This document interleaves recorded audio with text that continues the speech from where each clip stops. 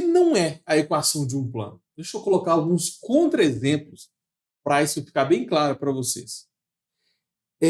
Se eu tenho x2 mais y2 mais z2 igual a 16, não está no formato de um plano, certo?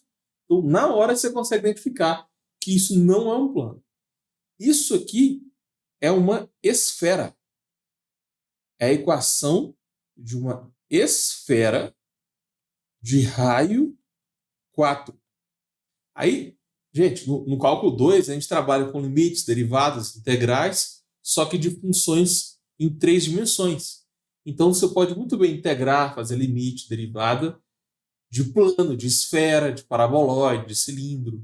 No cálculo 2, a gente entra no mundo tridimensional. Eu não vou aprofundar em esfera nesse vídeo, tá? Eu quero focar no plano tangente. Se vocês quiserem que eu faça um vídeo de esfera, põe aqui nos comentários, que pode ser o tema da próxima live. Um outro exemplo, z é igual a 4 menos x2 menos y2. Isso aqui não é um plano. Essa velocidade que eu quero que vocês entendam nesse vídeo. Não é um plano. Aí, por curiosidade, tá? Isso aqui é um paraboloide. Paraboloide. A esfera, eu acho que todo mundo sabe como é que funciona, né? É uma bola de futebol. Mais ou menos assim. Agora, um paraboloide, ele é como se fosse um chapéu de aniversário. Sabe aquele chapéu que parece um cone? Tipo assim. Aí. Tipo, parece que é só a parte de cima da esfera. Só que você tem parábolas. Aqui são parábolas. E no chão você tem circunferências, né? Esse é um paraboloide circular. Enfim, não vou aprofundar em paraboloide nesse vídeo. Mas é um bom tema, porque paraboloide cai muito nas provas. E mais um exemplo. Z é igual a L elevado a x. Isso não é um plano, né, gente? Para ser um plano tem que estar ax mais by mais cz mais d igual a zero. Não tem nada ao quadrado, não tem exponencial. Então é muito fácil identificar se é ou não um plano. Isso aqui, esse gráfico é chamado de cilindro exponencial. É um gráfico em 3 dimensões. E, de novo, dá para fazer limite, derivada integral dessa função aqui. Tá? Só para vocês terem uma noção, o gráfico vai ser mais ou menos assim. Você tem aqui o plano z, x e y. Exponencial é uma função crescente, né? Então ela vai ser mais ou menos assim, só que você prolonga no eixo y. Aí vira tipo uma rampa de skate. Vocês conseguiram enxergar a rampa de skate? Eu fiz aqui bem rápido, né? Dava para deixar o desenho mais preciso, mas acho que ficou bom. É tipo uma rampinha de skate. O que importa pra gente agora? Isso não é um plano, tá?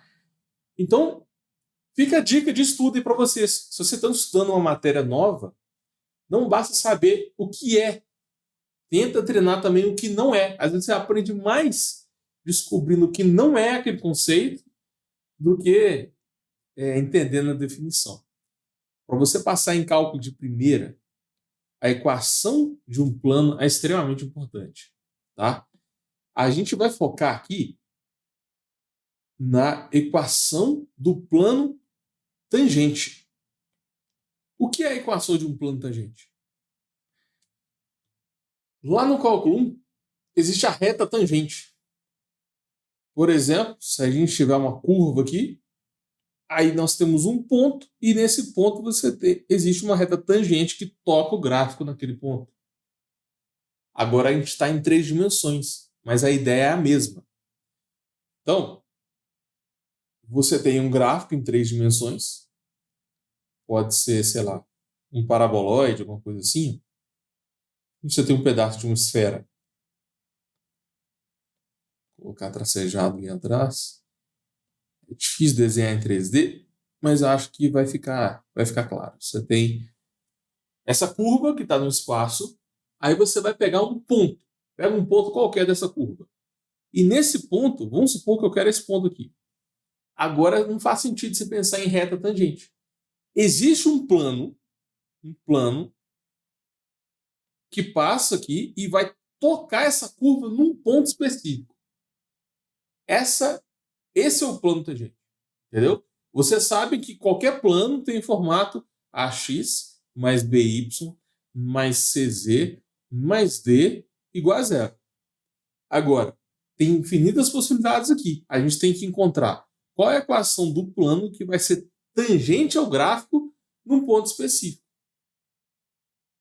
Tem uma regrinha para isso, tá? Eu não vou demonstrar ela nessa aula, mas é bem simples. É só substituir na fórmula que você vai chegar na equação do plano.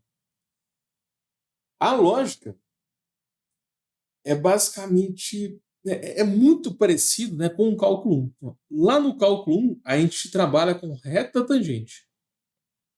Reta tangente. Aqui no cálculo 2, como em 3 dimensões, a gente enxerga, né, como plano tangente. E a gente pode expandir isso, né, para mais variáveis. Só que aí você não consegue ter uma interpretação gráfica, né? Não vai ser nenhuma reta, nenhum plano.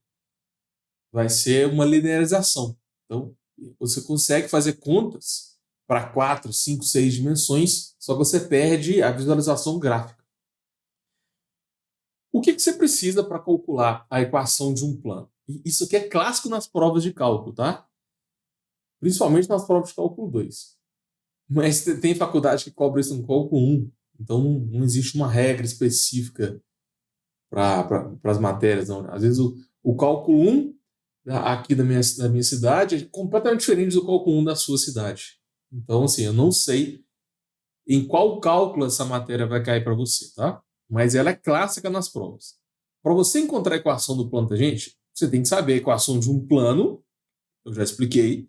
Você tem que saber o ponto de tangência, que eu vou chamar de A, B, C. É um ponto. Ele tem que te dar um ponto. Porque em cada ponto do gráfico você vai ter um plano diferente. E você também vai precisar da função. Ele tem que te dar uma função qualquer que vai representar essa curva vermelha. Pode ser uma função aleatória, uma função qualquer. Então, essas são as entradas. Você tem que saber essas duas coisas.